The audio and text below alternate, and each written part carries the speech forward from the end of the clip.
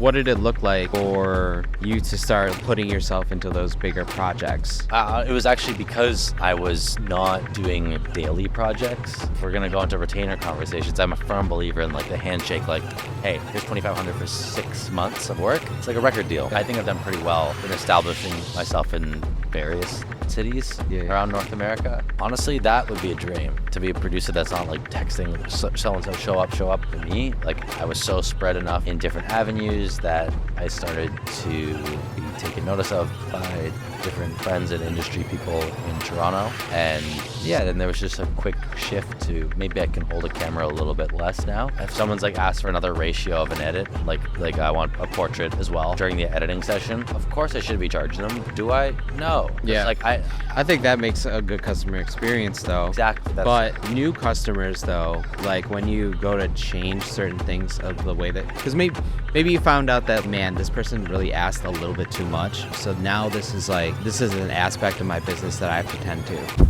Welcome to another episode of the 10,000 Hours podcast. I am Manager John, and today I have a special guest who has been with me since pretty much day one.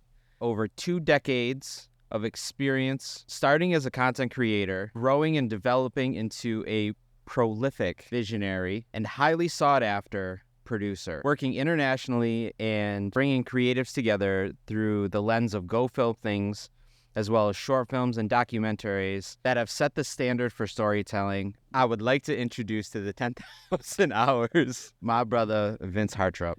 What's up, Manager John? We've been in Orlando for a couple days prolonging this podcast. I think this year was interesting because I just hit you up to help me find talent. I've always been a connector, but as far as now you're at a different level, you're producing. How did you start creating content when you were in those early days, what did you first start in at? It was a lot deeper. I think I had some family members that were making movies at the time, and I was watching their stuff as a young lad, and I was like, I want to do the same thing.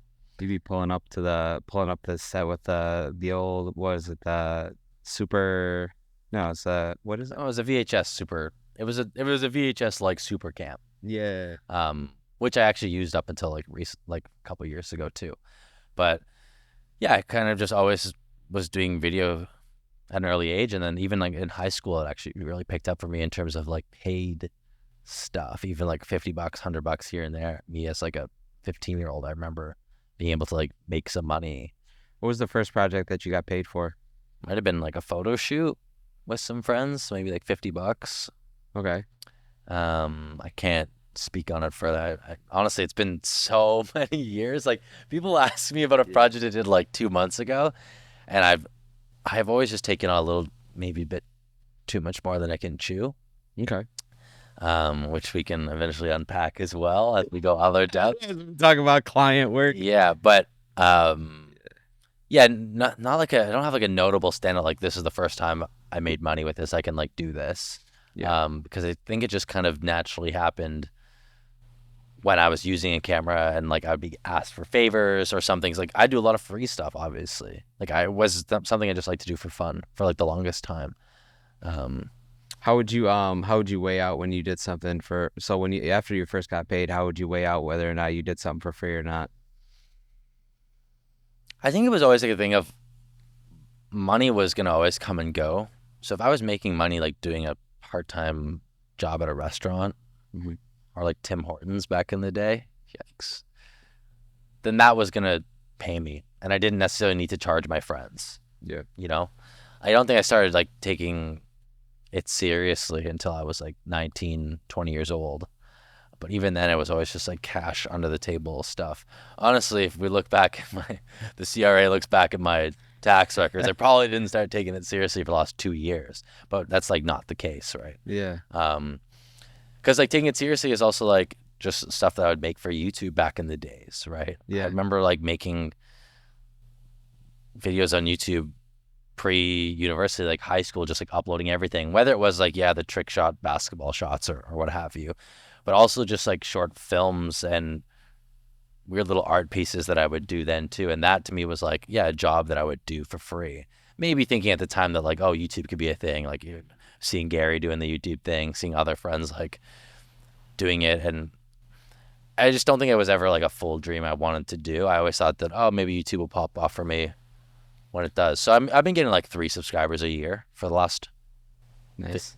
5 years. Right on. So Do you no, but like so outside of the YouTube stuff, like I mean, you're crazy at your short films. How do you like what was the first short film that you ever shot? And um yeah, talk a little bit about that. Like how what was the process for it? I mean, the first short film I ever shot was like called Joel and Miraz, Jolie Mira. and it was like an alien abduction film when Oh I was shit. in like grade 7. 10 minutes, space invader like comes down and wants to figure out a way to get back to Mars. Oh shit. Yeah. How'd you go about like figuring out the actors and like the script and shit like that? Just in the neighborhood friends. I honestly like a lot of those early days stuff. I try and look back and like dissect like what was going on in my mind to like want to make that stuff, and I honestly don't have the answer for that on this podcast or like in life. Like I don't know why I was gravitating towards making that stuff. It probably was as simple as like seeing something specific and maybe wanted to like mock it and then make it quick and turn it around and get it out there. I'd always, even to this day, like for executing on projects, it's like there's no need for there to be a 3 month runway for certain things. If you have an idea, let's just do it, shoot it, get it done, move on, Mm. and not get too married and attached to it, because it's all about like the learning process too, right? And what did you learn from this, and what can you do to improve the next time? It's the 10,000 hours, right? Like all those 10,000 hours you're putting into something, it's like they're not all pretty hours, right? Yeah. So I think that's super important what you just said. Um, what do you think that creators get caught up too much on like being married to a project versus kind of like figuring out their goals for it, or just like you're saying, just like move on to the next? You think they get just married too much to like yeah, the I project mean, at hand? it's okay to get married to a project, but like I think you also need like a start and end date, whether it's like a podcast length or a series show length. Yeah, you can decide to do a season 2, but maybe finish season 1 first. It doesn't have to be like the be all end all, unless you have this like idea that's going to be like the greatest thing ever, and you want to just like hold on to that and make that your thing. But I've always made sure I like kind of diversified and put myself into as many different avenues as possible, so that I could do one thing, move on to the next, do one thing, move on to the next. And I don't think that's like has anything to do with like a there's no negativity towards it. Um, Even like this Orlando trip, we're here for a job and we do this podcast. We're gonna go and not talk for the next couple months, or not, right? But it's just like one of those things where it's like, yeah, we did the thing, then we move on to the next thing. And whether it's together or apart, like we did that thing, boom, great experience. Like I don't need to like look back on the memories forever and ever, right? Yeah. Because we did it and we lived it, and yeah, I think that's like an important thing. But I don't know how the people think sometimes. I don't necessarily pro people like in this industry, like how they're holding on to things. Um, but I think it's actually very important to go back years down the road, Do right? you think that stints a lot of creativity for people to like not be able to move on to other projects, so they just like get caught up in like not like trying new things and doing different things? Like, so what was so from your first short film to like the next project to like the next project, like what was like, I guess that kind of changed to where like you started producing more and more of these short films because you're having like this creative burst to where you want to try something. What was that change? Well, actually, there was a time in high school where I switched completely from video to photo, Okay. because I was like, oh, I don't have anyone who wants to make films with me anymore. Okay. And that's how I started doing photography. And looking back at it now, actually, like that project we did in the fall, of 2016 in Buffalo. Oh shoot. That was like my first like step back into video, and I don't think that was like necessarily like a short film by any means, but it was a story nevertheless. It's not phoneless, was it? No, No, no, it that was was like that music video we did. no, The because it full was where colors. we Letchworth. went to Letchworth State Park during the fall. Yeah. Yeah. I was like a photographer before that. Like, I mean, I was doing video, but I hadn't that. I just remember that project was like a big, like, oh, I want to do way more video now. Yeah. Also, the link with Gary, I was like, we're doing video. I think that was the first time Gary and I met. Oh shit. Yeah. Okay. So I'm like, I'm doing video. And I've, not to say that was like a day that changed all, but like if you look at the last 7 years, 8 years since then, I mean, the production value is like skyrocketed. Like me just like watching like some of the stuff that you're producing. But you just showed me like a commercial that you were producing, or what was it? What did you do for the? there's so many things. No, you showed me a commercial recently with a production company. Oh, yeah, the Tedley T one. Yeah, it's super simple, but like that was like a banging like 15, like it was a super crazy short commercial. Yeah. So like the production value just like Yeah, it's definitely ramped up over the last like even 8 months, to be honest. really. Yeah, I honestly think so. Because I've been just doing my own thing as a freelancer, independent video for the past 5, 6 years, right? Mm. And then I've always like known I should be shifting into doing directing and producing, but I was like, let's just like let that happen when it's meant to happen. What do you think some of the biggest lessons that you learned going from like a creator to like elevating to that next role of a producer was? My biggest lessons, you said? Yeah, that like kind of like transcended you to that next role. I probably patience.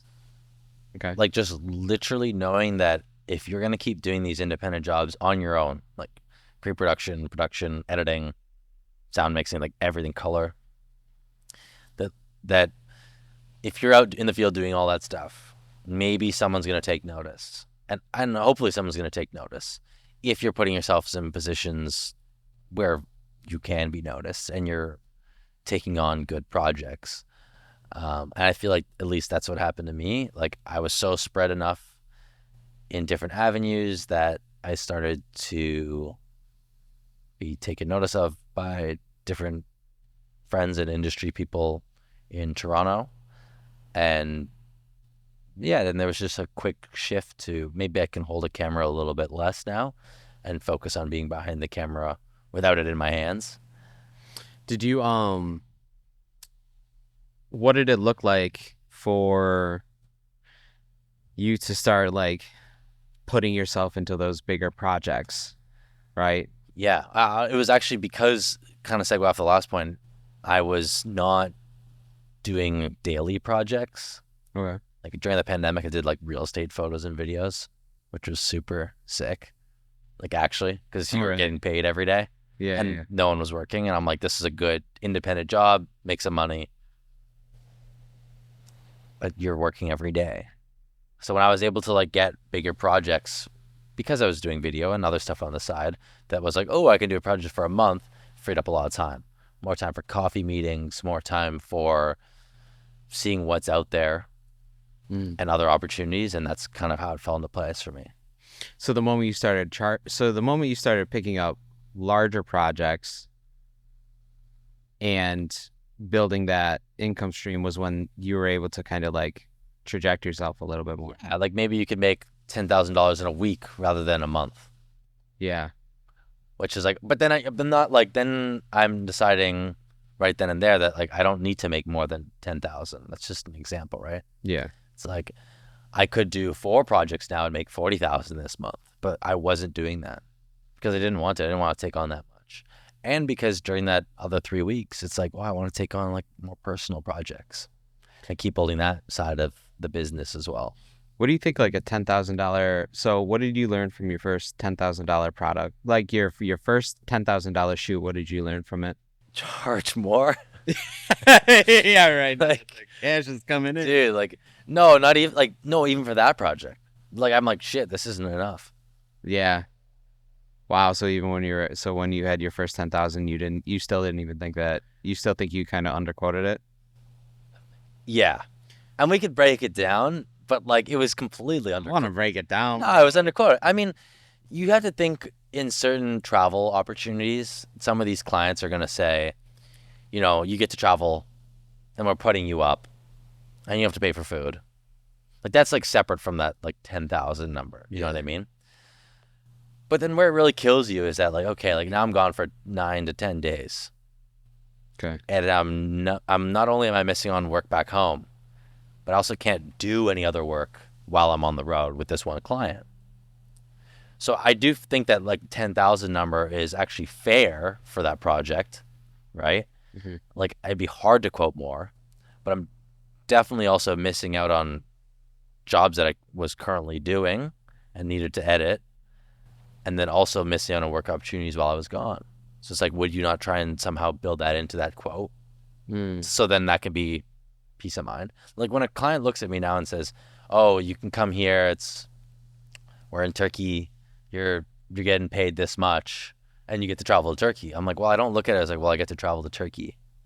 And like I'm very privileged that I get to travel for work, but that actually makes things a lot more complicated because a lot of my work is travel. Because now you're exclusified. Yeah, and it's not like a selling feature. Like, okay, Yeah. sweet, it's in Turkey, but like that's not going to lower the rate here. Do you think that clients, when they know that it's a different caliber of work, that they try to sell that as like like an, I don't want to say like a upselling to like a portfolio builder. One of the first times that I worked in Dubai, I only charged like $500, dude. But were your flights covered? Yeah, my flights and my living was covered, but like, dude, I was busted. Like exactly what you're talking about. You're busting ass. So it's funny because like, you get this opportunity, and like, yeah, it's a golden opportunity. That was one of many other times that I was able to work there. But like, man, I'll never forget that, like that first time I grinded and I totally underquoted myself because I had no idea what my value was. Yeah. Zero clue what my value was until I saw my work up on the Jumbotrons, and I'm like, oh man, But were they going to pay more? maybe. Maybe not. Maybe not. But like I think the biggest problem was I didn't really have sales skills, Mm. and I really didn't understand the psychology of selling or understanding like how to properly quote jobs. I quoted it based off of I think of like the parameters of what I knew with what my family grew up with. So I came from a very low income household. So it's like, I'm like, oh, well, yeah, I mean, this is obviously good. If I compare this to like a retail hourly wage thing, but then according to industry standards, that's like, bro, you're just short of slave labor. Yeah. Yeah. Yeah. Like the waitresses were getting paid more than you, bro. Damn. Well, I have to swing it back to you again here because I think since we met, you've transitioned. Like you were always manager John, Yeah.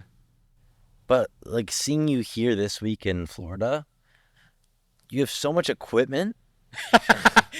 And I'm like, when did this guy learn to use a camera? Yeah. Kind of like break that down for me because was never expecting you to have 3 cameras on you strapped and doing more video work than you currently are. And I mean, I know you know the hustle of like Yeah. sometimes you have to get dirty with it and do the hands-on stuff. But what like then inspired you to actually acquire a lot of this equipment that you currently have? So when we first met, like I looked at you and I was like, dude, Vince knows exactly how to like dial it in and how to get it going. Like I was picking up a camera out of necessity, Mm-hmm. right? And then like, I mean, even the manager John thing used to be a joke because like I was really bad at managing. Like I was just trash. And then I eventually, people would joke around about me and be like, oh, here comes manager John. And then, dude, I started really owning it, and I was like, you know what? If I'm gonna assume this identity, I should crush it. And so for me, manager John that mindset. Like it's like I adopted a new ego, right? And then because of that, I started like having to get really clear on like what I wanted as far as like the progression of like what is Manager John? Is it just a name, or am I gonna make this like an LLC? Am I gonna go forward with this? And I made it an S corp, and I started like incorporating, more of a vision for what I actually wanted, not just adopting the visions of other people. But I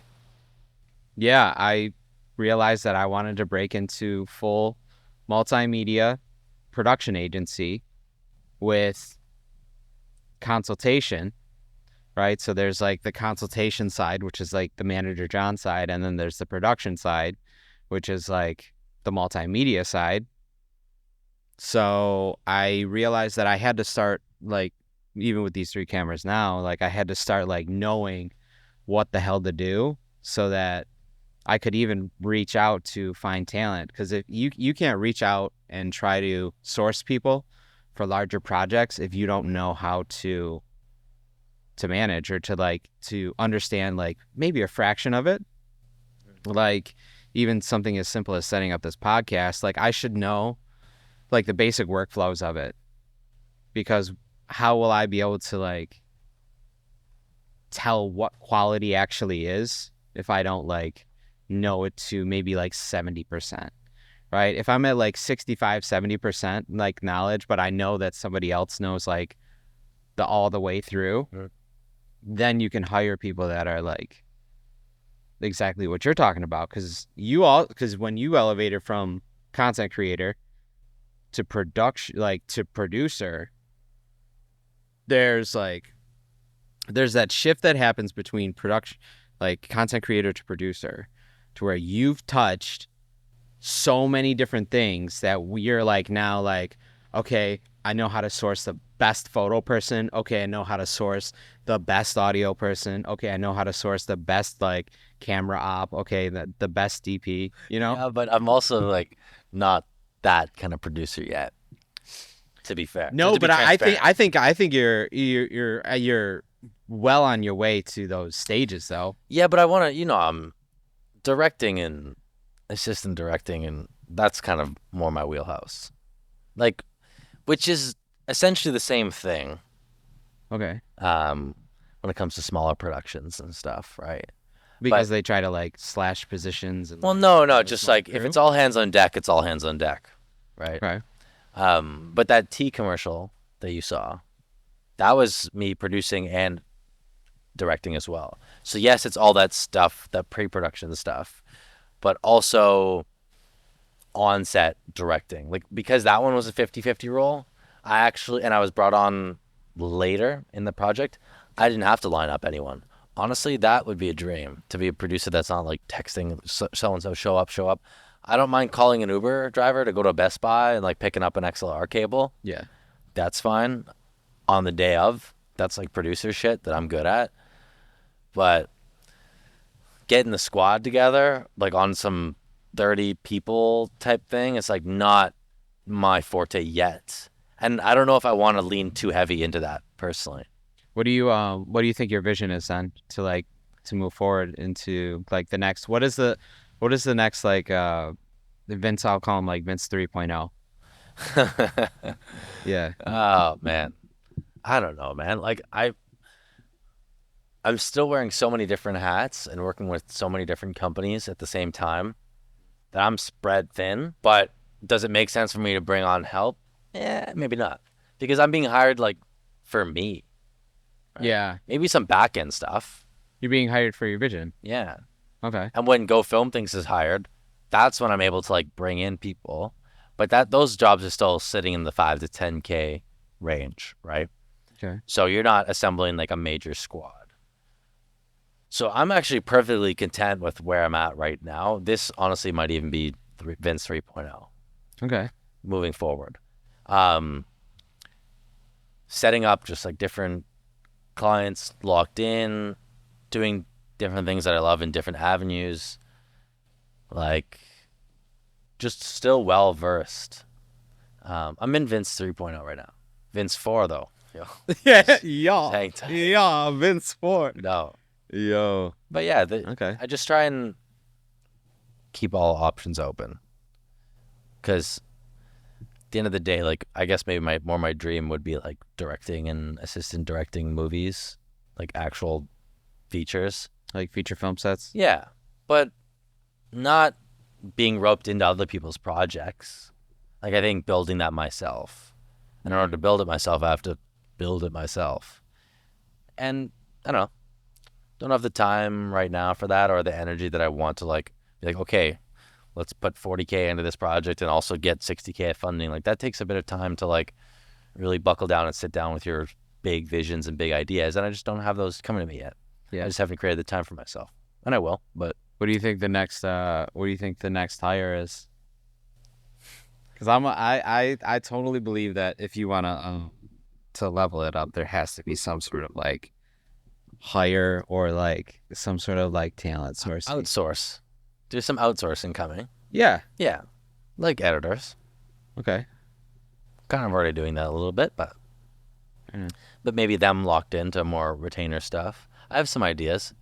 Maybe I can't speak on some of those ideas just because they're a little too client facing. Yeah. But I have some ways to kind of reallocate and reposition, especially when people are hiring go film things. Like, it's totally fine. Yeah. I have no worry doing that kind of stuff because it's under my business. But then it's like, okay, I'm rehiring for what? Like, what am I going to do with this newfound time? Because I don't think I need more clients, Yeah. which I'm very blessed that I've. Well, if you have more editors, then all you have to do is just like take whatever deliverables or clients that you're getting, and then you just keep multiplying your editors. Yeah, but I don't want more clients. I'm done. No, but you wouldn't be editing the stuff. You know what I mean? That's So, true. But then like- then I think the quality suffers. But if you hire people that are better than you, does it? At wages that I'd be willing to pay, Okay. as savage as that sounds, like, I know the best person to work under me would be like an aspiring student or something. Somebody who wants to like learn what it's like to be a business owner. Like, yeah, maybe I can definitely put them on $2,500 a month. Like, no issues about good pay. But on some like hourly or salary kind of stuff, like, yeah. Yeah.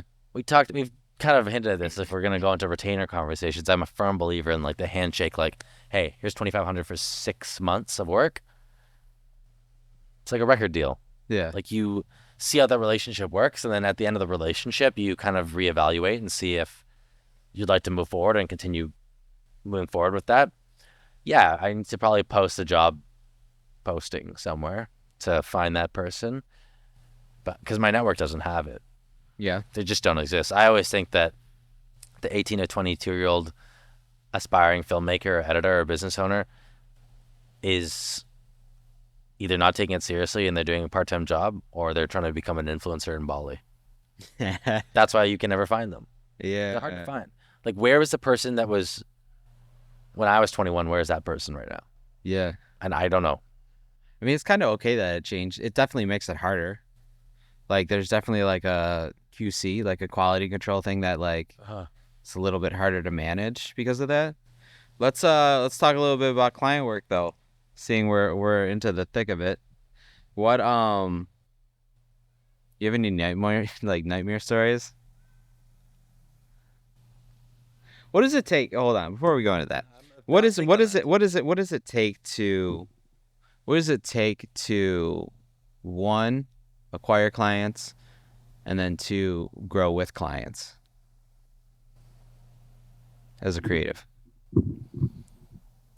Acquire is, you just have to be a little loud and proud of what you do.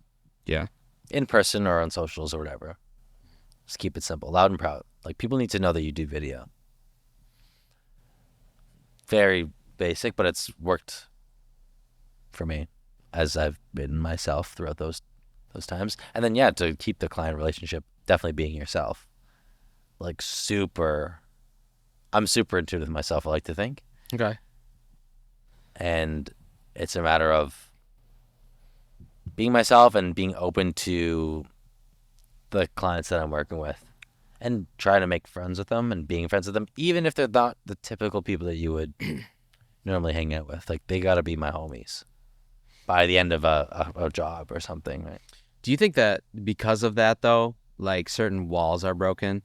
See, In a good way, though, right? in my, no, I don't know, man, because like in my experience, like there's certain walls that like if you cross them, you can't go back from that wall. Like it's like one thing that I'm a firm believer on is like don't drink with your clients, Mm. right? Because like if you get into a position or a way that they view you, like you won't be able to unview that, or like um don't ever let your I was gonna say I only drink with my clients. yeah. But like that's a different standard though. Like Yeah. you're setting a different tone, because like, or if you give your clients like free stuff, you can't unfree something like that you've just like handed them. Yeah. Do you have any experience with that? I think I've been very fortunate in my client relationships so far. I think there's one-off projects I've had bad nightmare experiences, Name one. particularly like a wedding. Yeah. What? Some weddings are tough to work with certain photographers. What's your I got a nightmare that's wedding story. I mean, actually, I have to speak on weddings because weddings are fun. There seems to be this thing where like there seems to always be like tension between a photo person and a video person or whatever, Oh yeah. which always just blows my mind. Because like that's just never the case anywhere else, and I don't often experience that on wedding shoots. Everyone I've worked with is like typically great, right? But there's this looming thought of like, or a photographer will say, "Wow, you're a very kind videographer. I work with nightmare videographers always," because videographers at weddings are nightmares. Oh, They are just they? run around with gimbals, getting in the way, trying to get their pan shot. It's like tornadoing right now. It's like hurricane. I would not want to work with a videographer at a wedding Yeah. as a photographer. But at the same time, photographers are pretty damn annoying too. So I can see both sides of the argument. It's just funny when a photographer is like, "Oh my God, like you're actually really nice to work with," and then they're surprised. It's like, it just shows where that industry is like headed. Yeah. Like it's not good. I had a like a wedding videographer that I met at my boy's wedding, and it's funny because like I'm not really in that scene a whole lot, but like every once in a while I'll do something for like somebody that asks, or like I'll find myself like finding that it's like it's worth the time, right? And I'll convince myself that it's worth the stress of like you know getting like those moments and stuff like that, or being with that photographer. But I actually did an interview with her. I did like a Instagram live. Her name is Kate Wills, and she it was funny because when we were working together, she was like super like happy. She's all, "Oh, thank you so much for like like letting me take the photos, and like just being like super conscious and stuff like that." And what happened was she needed help like setting up an area, and like the event staff came in, and they were like mean to her. And she's a, I don't want to, Kate, you'll see this, but you're a little soft. It's okay because you're good at what you do, right? And she's a kind person. She's almost too kind, right? So she like went to ask them and to like wait, or to like reset up, or like move the chairs or something like that, to get photos of the bride and groom. And they threw like a fit at her. And she came back to me. She was like almost crying. And go ahead. Yeah, no, I think that I've heard that story many times. Yeah. And I think everyone in just the wedding industry is just a little too like Strung. They're strong. Dude, people in wedding industries are strong, bro. and I get it. There's like high stakes involved in terms of marriage. I just think that like there's just no need. We can like leave it at. There's just no need for things to be that high strung. But it's people. Weddings are like fine. Everyone can have their own opinion.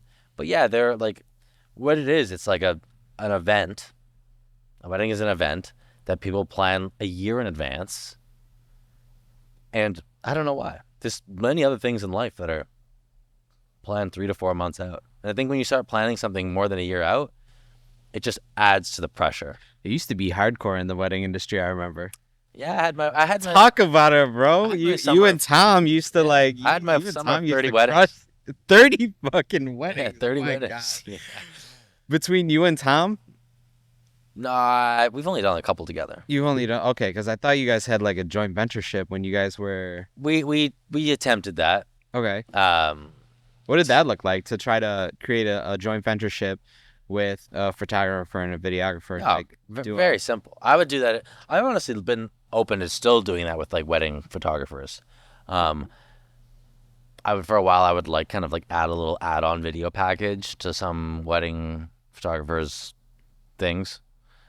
But they wouldn't really push it. They would have no incentive to push it because it's just like another money ask. did you ever give them kickback? Yeah, I would give them a kickback. I honestly would. Oh.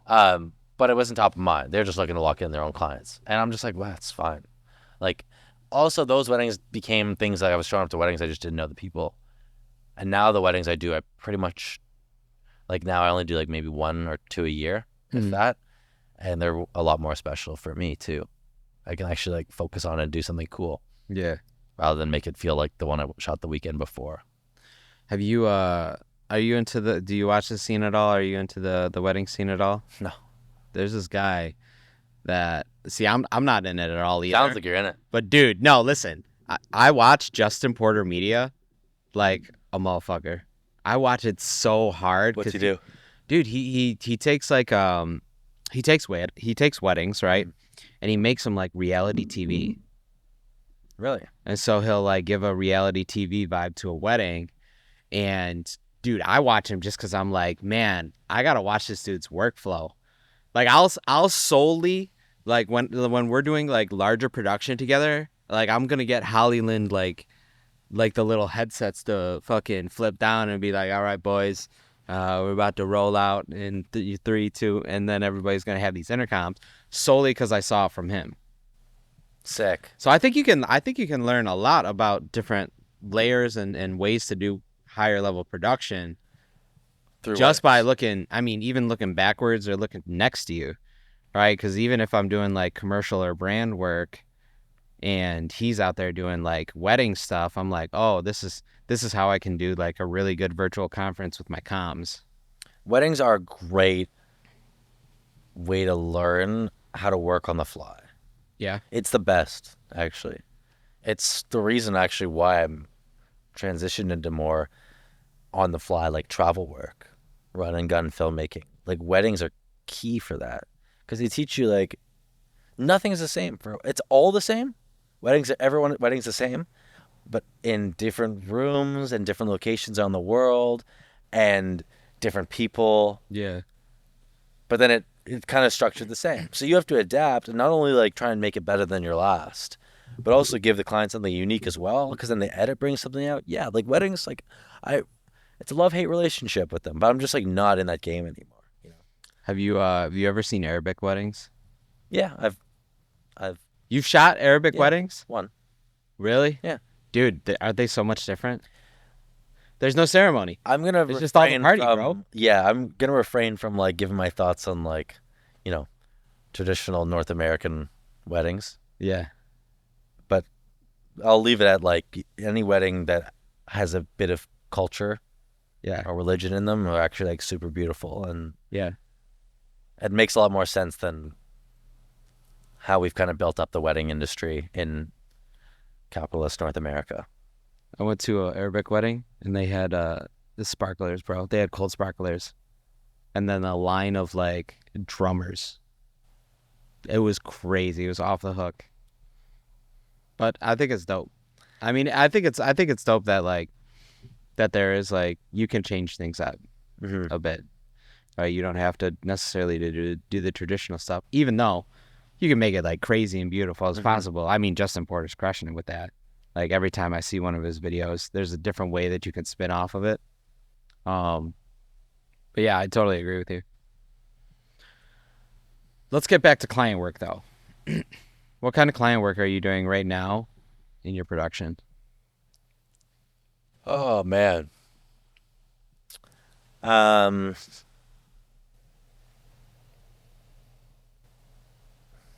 I almost want to like take it back as like how I got to these client works. Hit it. Hit it. 'Cause I think that's important, even to share with Hit you. it. I actually want to share. Come on I'm. now. Can we? Okay. Come on now, If I bro. segue, Let's go. if I segue too much here, can you like make sure I come back on track? Yeah. I remember that infamous Valentine's Day night in New York. That we were. New York City, You bro. remember that infamous? I remember about 40% of it Yes, because I I know was you probably remember less than that. sloshed, bro. Um, I I was will say lit. there's people I met that night who I like maintained relationships with, working relationships, and I can kind of like go down the mental grapevine Mhm. and mental branch to see like what like has led from it. And I literally think there's a world where a job I have right now on the west coast of Canada like relates back to like someone that I met on that nights out with you in New York. Whoa. And it's very abstract as to how you get there up the grapevine, but it's there's merit to it. And if it has to do with, meeting people in New York and then like just having those New York connections and then in New York doing a bunch of work for different clients and then always having an itch to go down to New York and then being able to take on free work in New York for certain clients Do you that I want think to work with, location, specifically the location, has helped you with that? like being born and raised in Yeah, I mean, Toronto you brought up New York like 3 or 4 times. in a sentence. Well, yeah, Yeah, because one sentence. yeah, well, New York is an amazing place, but this is just a New York connection because I've done like I Yeah. think I've done pretty well in establishing myself in various cities Yeah. around North America, and not necessarily for current projects I'm working on, Yeah. but like I'm good to travel to these places for work if needed, A, or B, it's like it's kind of a known thing that like I can even support from afar to a degree. Um, so yeah, back to it's just funny that like that we're here now, and I'm thinking about that night, and I was thinking about it last night too. That there's actually like different people I met on that same night, like low key like exchange numbers, things that Yeah. like you don't even know them, and like Yeah, I things that barely just knew like anybody from that night. yeah, and I don't know why I was in such like a networking mood. Well, that's you though. Like, No, you know I'm what I really mean? Well, no, not. no, no, no, no. You're a really good connector. You know how to like you know how to probe a good time out of people. You know what I mean? Like just that energy. Like, cause I think you come into like you either come into a room or you come into like a conversation geared, ready for that energy. And I think like people are like forced to match it. Not like by like a bad force, but they find themselves like naturally gravitating toward it. And so there's no wonder why you pulled Mad Network out of that night. I mean, we were all out just Yeah, we going were to drinking. Fashion Week. It We was weren't like like Fashion yeah, it Week, was Fashion wasn't it? Week, but we weren't like going there to network necessarily. It's just like Yeah. funny how yeah, it's just human connections that transpire into things. And honestly, like even to keep riffing off that, and it's not necessarily to say like what our relationship is like, but dude, I met someone in Toronto at Bufferfest after party Yeah. that I'm still like she's like my best friend in Vancouver, Wow. and she's gotten me work, and I get her work, and like I met her on a night out with manager John, so. That's Yo, dope, bro. if you go out with manager John, you might you might be building those connections. No, but like it's just what it is. It's Yeah. just like things have like transpired that way, and it is kind of fluky. But there's some grapevine to everything, right? So, Right on. but yeah, back to client stuff, I guess. Um, I think even looking forward to 2024 as we like cement a date into this podcast. It's like I actually currently have nobody locked in for the new year. Really? Yeah, nothing is locked. Nothing, not one thing. But I am more confident than ever Yeah. in my ability to not only close the deal, if you will, but also just like continue to maintain those relationships that I've built. And also maybe it generates some space to work on a short film or two at the start of next year, right? Do you this is a conversation that I want us to riff on it real quick. What do the conversations look like when you're taking a client to like that next layer of work? Like, so say if you don't have anything solidified in the next year, but you're confident, what are those I like to call them discovery call conversations, or kind of like alignment conversations. Alignment's a better word. Yeah, because I want to make sure, I mean, at least on my end, like, hey, what do you guys have on your quarterly rocks for the next year? Like, what are you guys going to accomplish the next year? And then I take what I'm doing and see how that like fits in with that. What do you normally do for that? Yeah, alignment calls. I think also like speaking out into existence, like on some manifestation shit, what I can provide in the new year for them in person when I'm with them for something else, and just seeing how they react to it, like really looking at their reactions and their feelings towards the ideas, and knowing that, like, okay, like when clients were talking about doing something end of March, that kind of has to be locked in January. Yeah. So I will get like a sense of if that's going to come to fruition or not very soon, right? How do you go about locking in those dates? How do you go for the close, man? Most creators, they fail at the close. Most So creators fail at the ask or the close. I give a date, like no paperwork off the rip. The biggest thing that I do is I give the date we need to have this decided by, and then I say, buy the first flight, buy the one-way flight, if there's a flight involved. Usually is a flight involved, which again, very blessed that I've been able to like travel a lot for work. If there's going to be work in Toronto that will happen, a lot of the work that I've been doing in Toronto is more like someone's going to like text you a price and they're going to need you, and then it's just going to. I haven't like been seeking to like lock in Toronto things because I know they'll just come up for me because I've done this for so long. But for travel work or for work in different cities, I'm trying to say like not so much by the flight, but by the hotel, right? Yeah. You require a micro transaction to happen. Super micro. Yeah. I think it's super important. And You don't do down payments? not so much anymore. Depends on the project. I think it's like a, Even if it's a large scope project? if it's a large project, it's like still get the flight first. Yeah. Or if it's like, okay, you're not getting the flights and I'm responsible for it, like depends on your relationship with them, then yeah, like should be asking for like 25% or 20%. Take a low one. But if you're getting them in paperwork writing that you can get a full 80, sometimes I think 50% scares people. Yeah.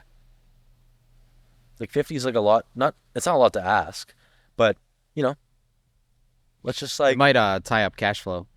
yeah. Especially if it's like, it would if be you're a tough, talking about like a $20,000 or like a $30,000 job, you're asking for anywhere to 10 to 15 grand. yeah, but if they have the budgets, then it's like, then hopefully that you can just ask for 2K, 3K, Yeah. little deposit, and then like even like the week before you go, or like as soon as you get there, that payment better be kicking through. Yeah. Like I don't do a release payment after the edit kind of stuff. Yeah.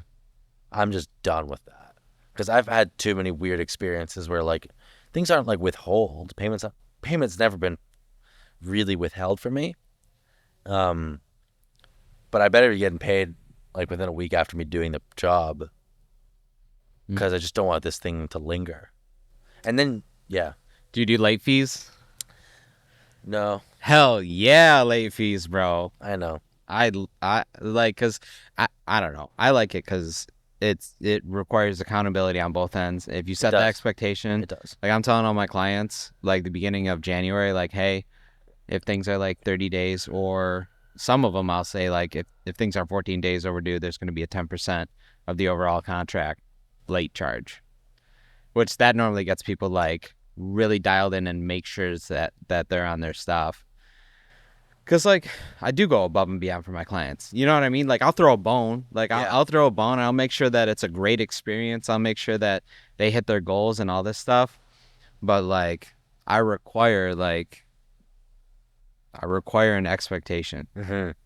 So I think those expectation calls, a lot of creators fall short on, too.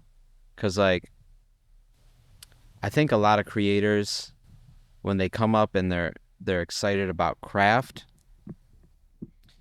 they come up a little bit soft, and so they don't you know what I'm saying? Yeah, I do. Yeah, like they like soft creators happen because like they're too emotionally attached to to the art, the Renaissance feeling of it.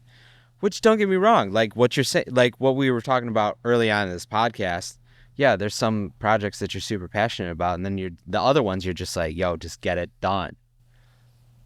Well, I think this is kind of a segue off that. Well, what are your thoughts on like, even just for like charging initial budgets beyond deposits or late fees or anything? Like, I'm not trying to scare my clients away Yeah. because now that I'm more in the producer world, and I'm like, call it bartering for some of the freelancers that work under me for certain jobs and stuff. Like, I'm getting quotes for stuff, and I'm just like, nah, you're priced out. It just doesn't make sense. And that's okay. If someone wants to stick to their worth, I totally respect that, especially if it's in their craft. Yeah. But it's also just like, yo, like I came to you with my budget. Is it like a yes or a no? Yeah. Like, cut to the chase on everything. I love when things are cut to the chase. Like, yes, discovery calls, and yes, we need to know what's expected and stuff. But I like, if someone says like, yeah, I want this, and you tell them X price, good. Obviously, if they're gonna call back a week later and say, yeah, we're still on for this, and oh, by the way, we could do this. Do you evaluate then? That's when I would evaluate then, actually. I'd be like, do I quote them a little bit more? When they want more stuff? Yes, which you should, to a degree. Yeah. Hold on. Okay, go on. But, like, I'm not saying I'm falling for them saying, like, oh, don't worry, there's going to be plenty of other work where this came from. Like, you know how many times we've heard that? Yeah. But it's like, you can look at it and be like, okay, how much more do they actually want? Because I think some people look at it and be like, they hear, oh, they want more. Boom, charge. Like, not saying it's like a fixed fee. Obviously, you're going to figure out what it is, but maybe you just have some magical number in your head, right? Like, if someone's like asked for another ratio of an edit, like I want a portrait as well during the editing session, of course I should be charging them, but do I? No. Yeah. Like, I think that makes a good customer experience, though. Exactly. But new customers, though, like when you go to change certain things of the way that, because maybe you found out that like, man, this person really asked a little bit too much. So now this is an aspect of my business that I have to tend to, because like that exception that you made the first time was a learning lesson. Mm-hmm. And then the second time for like a new client, now you learned how to set those expectations better. Yeah. So now you're like, okay, well, each one gets one re-edit. If you want two, it's going to be an extra $20, right? If they want to load that $20 up to, you know, like 100, 120, right? Yeah. That's up to them. But I think those expectation calls, I think it's okay to say like, hey, I normally charge for this XYZ. Yeah. But here's what I'm going to do. I'm going to give you this because we didn't talk about it prior. I think it's good because then it's like, oh, they feel like you gave them something free, which you did, because you're not going to do that for the next person. You're going to charge them your value for your time. Yeah. Well, I think like there's also like something to be said too about maybe some people's clients are, you know, on the other end of the phone or through a Zoom call or something, and those are hard to like maintain. Those are hard to like get personal with those people. Those are hard relationships to really kind of like hone. And I think a lot of my clients actually, I've been able to add and we kind of touched on this earlier, but I want to come at it from a different perspective where I've actually been allowed to be a bit more social with them. Mm-hmm. on like a hangout vibes. Like, how many of your clients or potential clients, like, do you know what they're up to on Saturday morning? Because like I know with my clients, like what they're up to on Saturday morning, exactly what they're doing, and it's not work related stuff, right? And I think I and don't have that relationship. and I think that relationship is Yeah. like, I don't think it's important necessarily. I think that's just the way I've gone at certain Yeah. relationships that it has worked for me, and not because I want to know what they're up to on a Saturday morning, but because we've talked about things, we've talked about life, and we've had so much time together in person, so much time together not talking about work. Like, say you're on a flight with a client next to you, and maybe that client also isn't just so work focused. Like, a lot of my clients are work focused, but they're also just like kind of chilling with it as well, and they're down to just like chop things up. Do me a favor. If there was something that you found super beneficial throughout this podcast so far, or something resonated with you, or you want more information or more details about it, go ahead and comment in the comment section below. Hit that like button to help out, um, help other creators find this podcast. Above everything, make sure that you subscribe, and even more so above that, make sure you get your fucking 10,000 hours in.